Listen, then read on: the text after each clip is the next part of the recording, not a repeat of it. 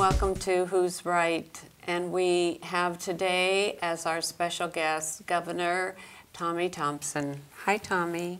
Sandra, it's always a pleasure. I've been on your program before, and you always do a tremendous job. And thank you very much for coming into the campaign office and filming me this afternoon. Oh, we are happy to be here.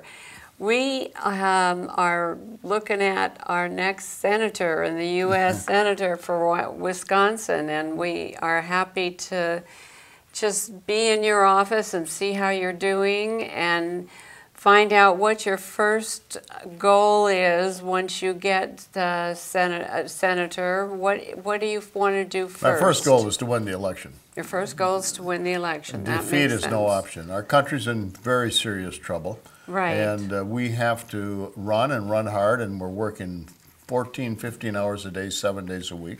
We've got 28 days left, and we've got to make sure that every day counts, and we are able to introduce ourselves to thousands of people every single day, which is our goal, and I'm doing that.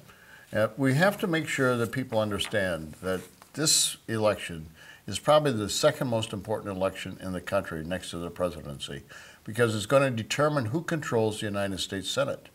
And if, in fact, Harry Reid continues to control the U.S. Senate, even if our wonderful presidential candidate and vice presidential candidate, Mitt Romney and Paul Ryan, get elected, they won't be able to do much with that individual in control of the policy and the programs and the legislation in the United States Senate. So this election is over who's going to determine the control of the United States Senate. That's why this election is so important. I'm running hard. I've got 5 immediate goals. 1, to get a balanced budget.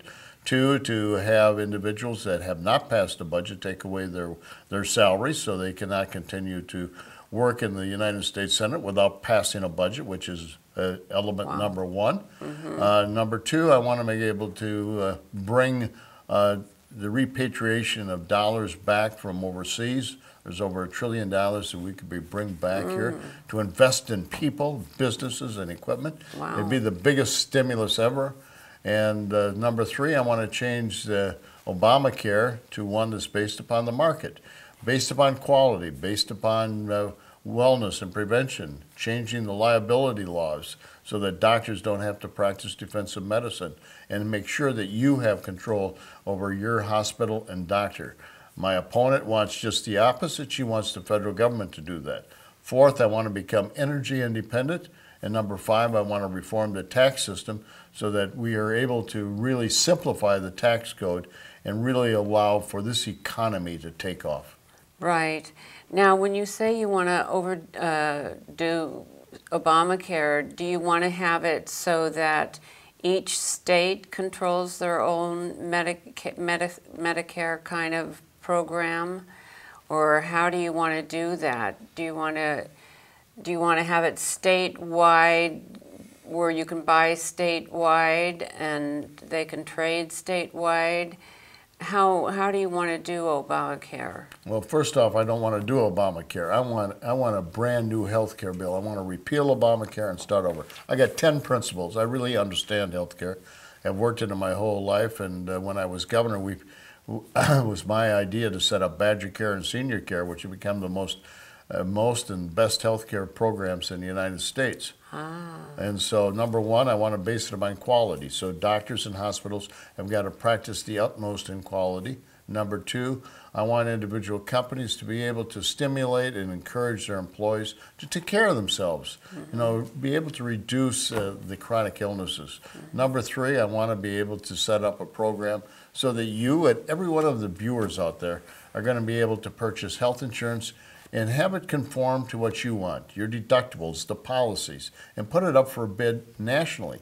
And you'll be able to have insurance companies come in and bid on it any place in the country, and you'll drive down the cost of it, but you'll get exactly what you want, have complete control of. Number 4, make sure that you have complete control over who your hospital is going to be, your doctor. Tammy Baldwin would like to have the federal government make that decision, which is absolutely ludicrous, crazy. Right. But that's her philosophy. And number 5, I'd like to be able to change the liability insurance so that doctors don't get sued just for practicing good medicine, but they have to practice defensive medicine, which costs a lot of money. 6, I want to be able to change it so that insurance companies have to use the same form.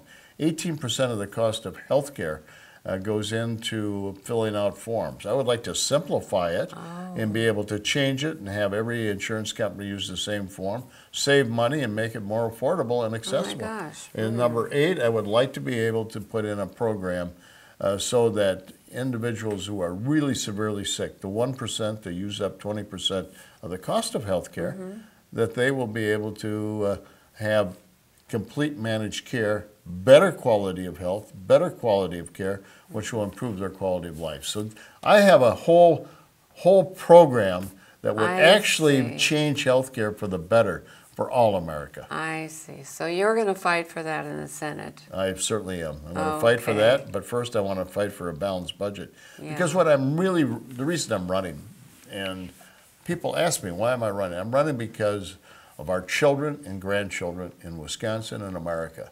We've always promised, from early on, from our forefathers, our great-grandparents, our grandparents, to our parents, that young people, the next generation, is going to inherit a country that's stronger, freer, fairer, safer, with more options than we had. For the first time, we can no longer say that. We're instead telling our children and grandchildren, instead of inheriting a country that's going to have more options for you, you're going to have a country with fewer options, plus you're going to have to pay off our debts. Right. And that just is not right. It's unconscionable, and that's why I'm running, to change that. What do you think about quantitative easing and the effect it's having on our country? Well, I think, it's a Bernanke scheme to weaken the dollar, give us a sugar high for a couple days, and help Obama get reelected. And it's the first time the feds have ever really got into partisan politics. They've never have before. But Bernanke is trying to borrow up to $40 billion each month, to purchase debt, and that is going to loosen and reduce the value of the American dollar, the U.S. dollar. I think it's a wrong-headed approach, and it's only done for political reasons to help Obama, and I think it's just plain wrong.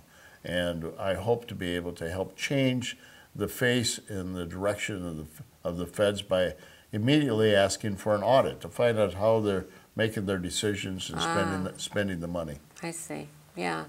There's so many politics going on with what they're doing right now, and one of them is in foreign policy. Yes. In Libya. Yes. I think it's just a catastrophe that they have used that country to try to cover up what happened there by making up these stories about some obscure filmmaker that made this movie that caused this whole thing, which of course it didn't. And they knew ahead of time that Libya was a boiling pot. What are your feelings about what they did and how they're trying to cover it up now? Well, the White House is definitely obfuscating, if not outright lying, about what took place. They're trying to blame, as you indicated, this individual who created this film that was anti-Muslim, and they're trying to say that is what ignited the threats and the riots in Libya, when everybody knows, looking at the facts, that this was a terrorist act by Al-Qaeda.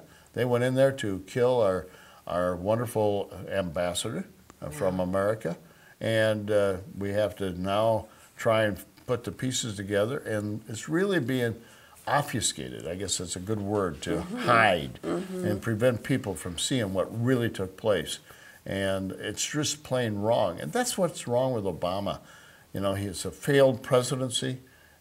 Everything he's doing is just, I think, going in the wrong direction. He's not being a strong leader, and as a result of that, the whole Middle East is up and ready to blow up in flames because of the lack of leadership of America. And Libya is one of those examples. Libya, we sacrificed American soldiers and 4 individual lives just because we're not strong. They had requested more security, and was turned down by the White House and the Secretary of State. I think it was just plain wrong. Right. And it was so obvious that it was on September 11th that they had asked for that this happened, and they had asked for it prior to that, knowing that it was just going to be a flare-up.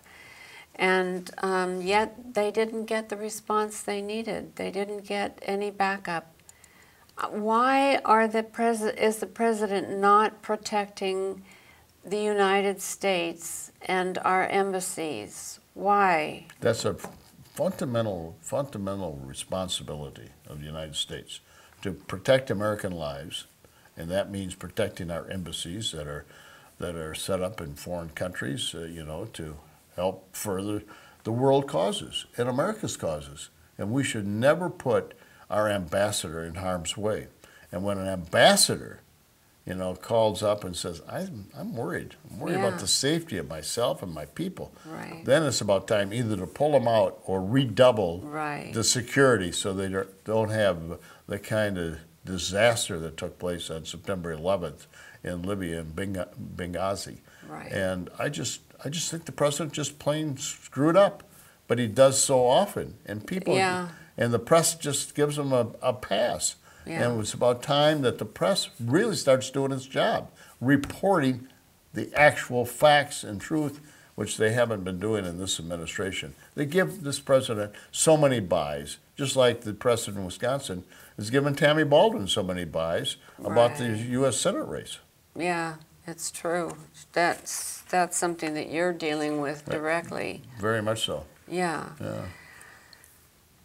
Well, and then the other thing is that you said that you were interested in bringing down oil prices and controlling the fuel and getting our energy free. Energy free, and that's really important. How do you plan on getting energy free?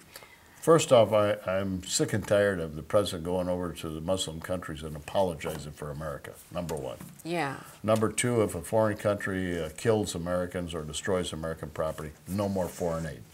Absolutely. Right. Number three, I'm sick and tired of having our petrodollars go to Saudi Arabia and to OPEC countries and having them filter the money to terrorist organizations. I have been in Iraq several times, Afghanistan 4 times, and I've seen the damage, the destruction that Al-Qaeda and other violent terrorist organizations have done against Americans. Some of that money is from America.